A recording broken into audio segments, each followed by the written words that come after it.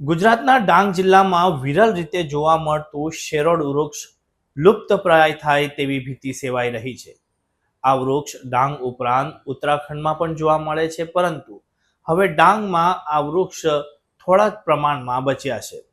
તેના ઔષધીય ગુણધર્મો અને તેના બેફામ ઉપયોગને કારણે હવે આ વૃક્ષો લુપ્તપ્રાય થાય તેવી ભીતિ સેવાઈ રહી છે. શેરોડ વૃક્ષનો ઉપયોગ ડાંગના આદિવાસીઓ અને વૈદ્યો દ્વારા વાઈ, મસા, સોરાયસિસ અને ચામડીના રોગોની સારવાર માટે ઉપયોગમાં લેવાતું હતું. તેના છાલનો ઉપયોગ સડાવાળા ઘા પર પાટા બાંધવા માટે પણ થતો હતો.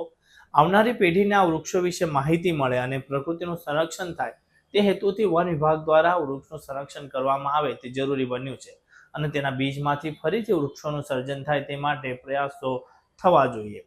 લોકોમાં જાગૃતિ લાવવાના પ્રયાસો પણ ચાલી રહ્યા છે.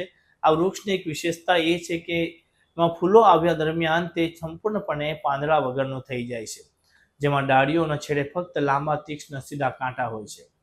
રસપ્રદ વાત એ છે કે શેરોડ વૃક્ષની છાલ અને તેના લેટેક્સમાં ઝેર રહેલું છે.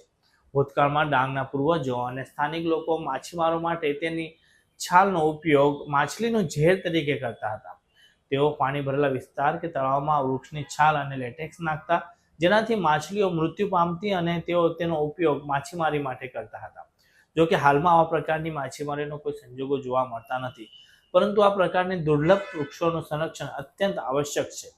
જંગલોમાં વિનાશ અને ઔષધીય દવાઓ માટે થતા આડેધડ ઉપયોગને કારણે ગુગળ, મૂસળી, કંકાસની, કડાયો, ગોખરું, અર્જુન સાદડ, અશોક જેવા અનેક વૃક્ષો સહિત શેરોડ જેવી પ્રજાતિઓ પણ લુપ્ત થવાનું જોખમ તોળાઈ રહ્યું છે.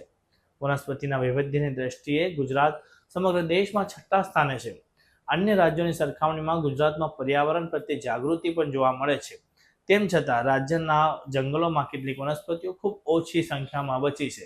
રાજ્યમાં વિલુપ્ત થવાની આરે આવેલા વૃક્ષો અથવા જે હવે રાજ્યના જંગલોમાં દુર્લભ બની ગયા છે તે નજીકના ભવિષ્યમાં ફરીથી જોવા મળશે કે કેમ તે પણ એક મોટો પ્રશ્ન છે.